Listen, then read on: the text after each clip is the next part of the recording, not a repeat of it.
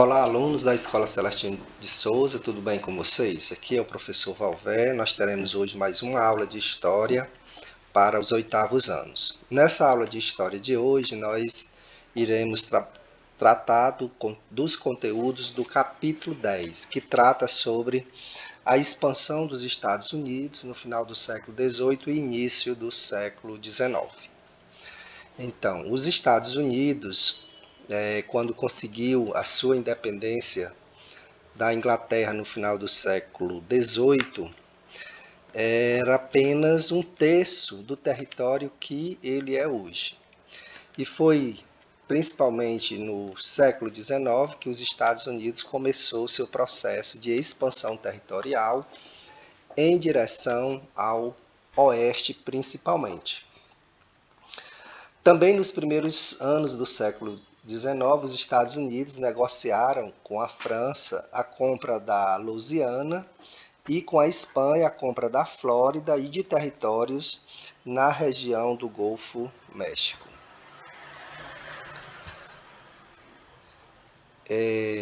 Nós iremos inicialmente falar um pouquinho dos objetivos, né, dessa aula de hoje, que é compreender aí a expansão territorial dos Estados Unidos no século XVIII e XIX, relacionando aí essa expansão às teorias do destino manifesto e doutrina Monroe e também às teorias racistas que vigoravam na época.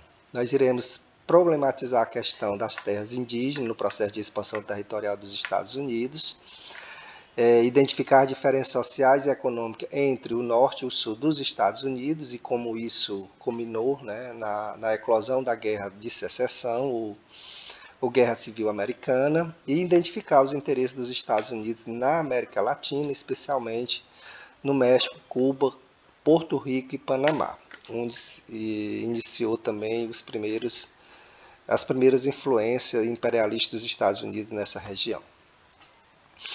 Então, a expansão dos Estados Unidos, como eu iniciei, ela vai se dar em direção ao oeste, e aí a gente tem essa expansão, ela vai se dar por meio de conquista, de ocupação, até de conflitos, como aconteceu com o México, mas também parte dos territórios vai ser por meio de compras, como aconteceu, né, a compra da Louisiana, da França, a Flórida, a região do Golfo México da Espanha.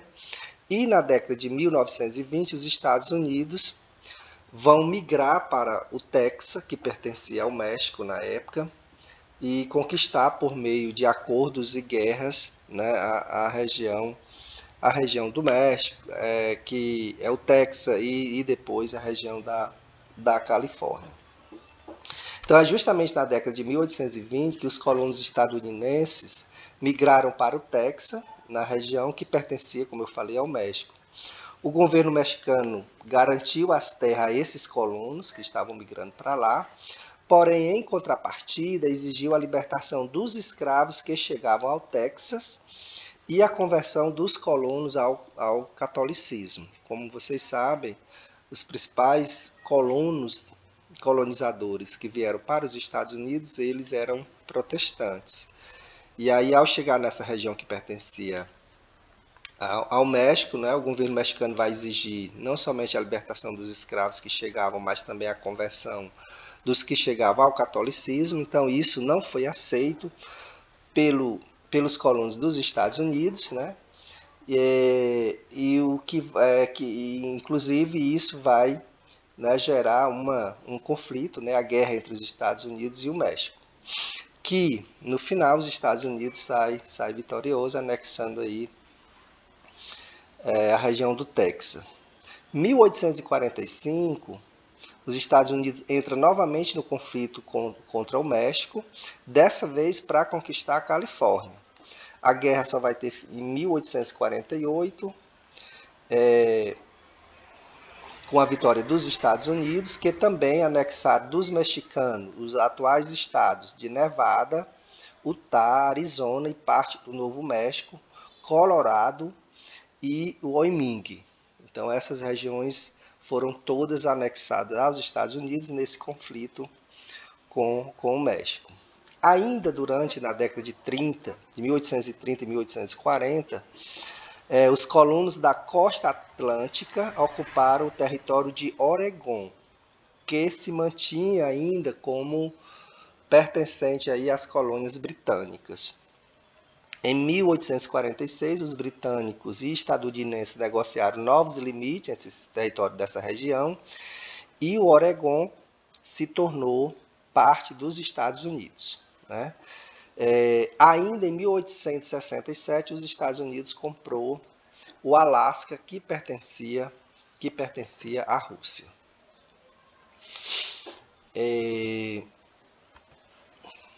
Então a gente tem um mapa aí, né, que procura representar essa expansão territorial geograficamente. Então a gente tem a parte inicial dos Estados Unidos, que é o 1, né, que foi o período onde está aí as 13 colônias, que foi no período em que os Estados Unidos se tornam um país independente da Grã-Bretanha. Aí a gente vê no ponto 2 que foram tomadas, né, depois da independência, essa região aí foi tomada da Inglaterra, né?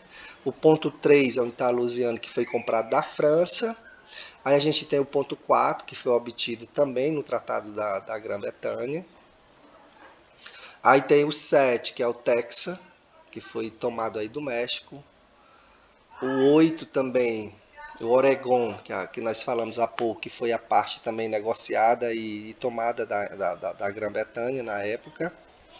O ponto 9 foi o segundo conflito aí com o México, né? O 10, o Novo México, essa parte aí foi comprada do México. O 11, o Alasca, que está mais embaixo aí do mapa, a gente vê que foi comprado da Rússia. E o ponto 12, né, que foi uma parte com a disputa com o Japão já bem no finalzinho do século XIX, certo? Que está aí na região próxima aí ao Havaí. Então, toda essa expansão dos Estados Unidos, né, havia toda uma ideologia por trás disso, né, que essa ideologia foi defendida e apresentada pelo jornalista John O'Sullivan, que ele comparou a expansão dos Estados Unidos, né, em direção às terras do Oeste a um destino manifesto, né? Então, essa ideia do destino manifesto, ela era baseada na crença de que os imigrantes puritanos que saíram da Europa para desbravar o continente americano, aqui seria a nova terra prometida e que seus habitantes seriam o povo eleito de Deus para expandir o seu poder na região. Então, eles acreditavam que isso, assim como Abraão saiu de Ur para ir para a Terra Prometida, né, como conta a Bíblia, então eles achavam que eles tinham esse destino também manifesto na ocupação e ampliação do território dos Estados Unidos. Então eles estavam cumprindo também uma missão divina, né, como providência divina, justificando a necessidade de ocupar, até mesmo por meio violento, as terras que pertenciam aos indígenas, aos franceses, espanhóis e mexicanos. Essa ideologia ainda ela foi influenciada por uma outra chamada de doutrina Morroim, que foi criada pelo presidente James Morroim em 1823, com o objetivo de defender os interesses estadunidenses sobre os interesses americanos e de afastar a influência europeia. Ficou conhecido com essa frase, América para os americanos, né, pelo qual defendia essa doutrina. Um outro fator importantíssimo para a compreensão da expansão territorial dos Estados Unidos foi a descoberta do ouro, né, que vai influenciar aí o processo, né, de expansão, principalmente devido aos interesses econômicos. Então, a corrida do ouro levou para a Califórnia cerca de 30 mil pessoas, Relatos da época revelam que o espanto das pessoas com a rápida mudança causada pela descoberta do ouro. Então, ao mesmo tempo que iam surgindo vilarejos, conforme os minérios eram encontrados, também esses vilarejos acabavam desaparecendo porque se esgotavam e eles saíam para outra região. Então, para garantir a permanência dos colonos na ocupação da região da Califórnia, o governo vai criar leis para ajudar aí as pessoas a ficar na região e não despovoar. Isso vai acontecer quando as medidas para fixar a população no oeste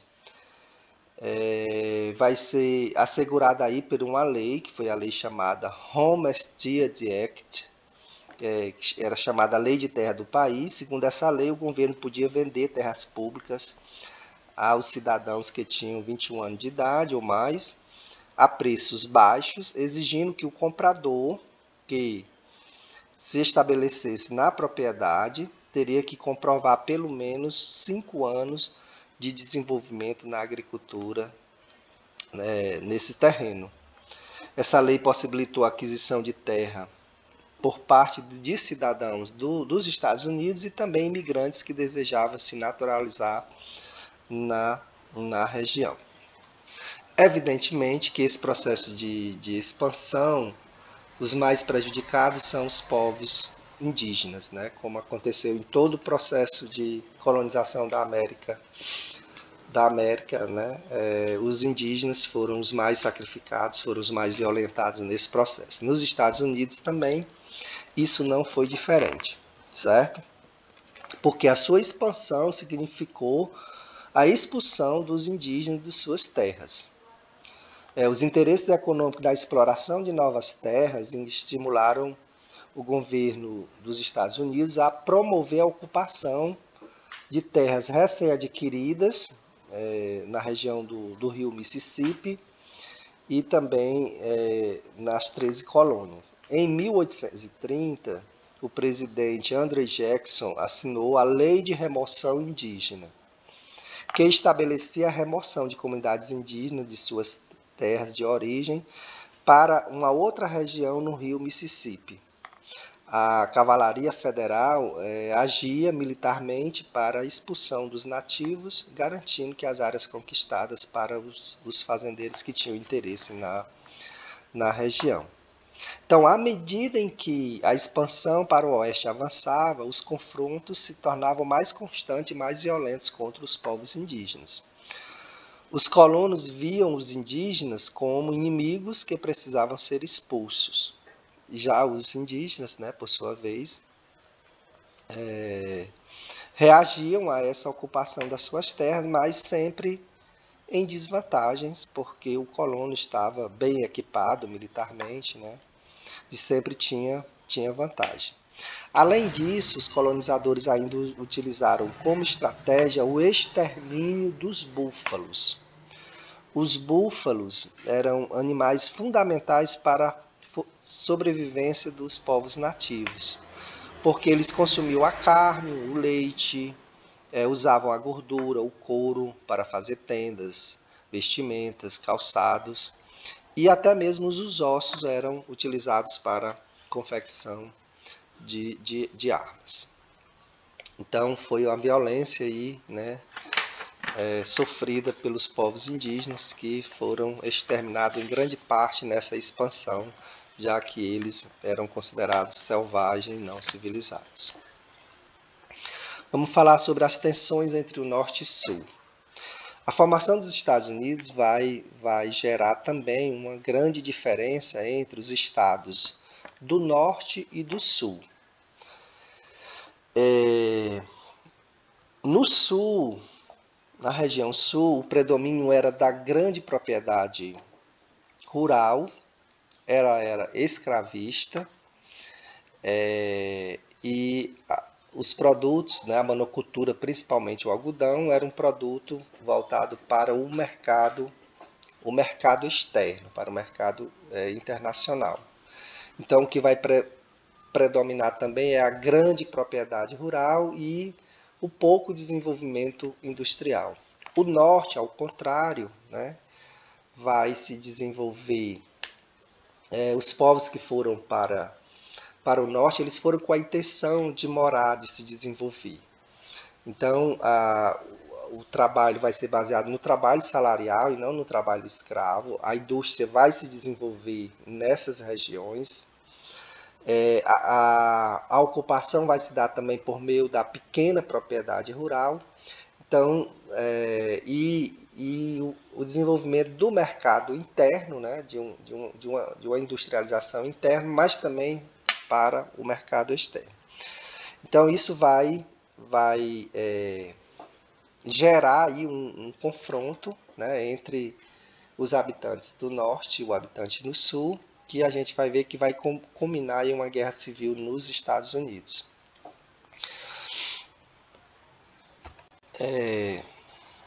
Esses interesses, né, esses interesses opostos. Os fazendeiros do sul queriam ampliar as áreas de cultivo de algodão no oeste, assim como eles queriam manter o sistema de trabalho escravo, né, que prevalecia aí na agricultura de exportação do sul.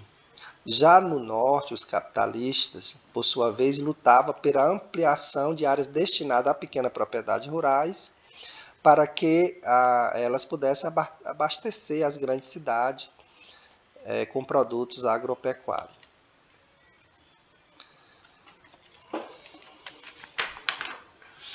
E no meio dessas divergências, né, é que surge aí, eclode a guerra civil americana na década de 1860. Então, quando o presidente Abraham Lincoln foi eleito presidente, os fazendeiros do sul perceberam que o fim da escravidão estaria próximo, e nesse contexto, a Carolina do Sul, seguida por Mississippi, Flórida, Alabama, Geórgia, Louisiana e Texas, anunciaram uma separação dos Estados Unidos, formando aí os Estados Confederados da América. Esses estados escolheram Jefferson Davis como presidente, elaboraram uma constituição, e a principal diferença estava na escravidão, né? Já que essa constituição vai proteger aí a permanência da escravidão, que era de interesse aí dos grandes proprietários da região sul. Quando Lincoln assume o poder, ele vai declarar ilegal a iniciativa dos confederados, e aí se dá início à conhecida Guerra de Secessão ou Guerra Civil Americana. Como o norte estava mais desenvolvido, né, e mais populoso, isso vai dar uma série de vantagens que vai terminar, né, de que as regiões do sul vão ser vencidas aí pelas tropas da região norte. Em 1863, Lincoln aboliu a escravidão no país, e em 1865 os estados da União do Norte venceram as tropas sulistas. Depois da guerra, o período em que os Estados Unidos vai tentar se reconstruir, né? Como a gente sabe, a guerra vai trazer várias consequências, né? Mais de 600 mil pessoas perderam a sua vida, vítima dos combates, e também das doenças que na época, né? Febre amarela, varíola e tifo, eram epidemias que matavam muitas pessoas da guerra na época. Então, a guerra unificou os estados dos Estados Unidos, mas, né, essas duas regiões, norte e sul, elas continuaram ainda com divergências, né, contrastes bastante acentuados nas décadas seguintes. Então, a reconstrução do país, ela começou com a prisão dos antigos líderes, né, dos confederados, e a ocupação dos estados rebeldes pelas tropas do governo federal. Esses estados, de início, eles não foram readmitidos, né, na União, só alguns anos depois. Mas os Estados Unidos começou um processo de desenvolvimento, aí, principalmente na abertura de ferrovias, na produção de aço, de carvão. Tudo isso fez com que os Estados Unidos se desenvolvesse. E aí, os Estados Unidos entram numa nova fase de desenvolvimento econômico e os seus interesses vão se expandir aí para a América do Sul, né?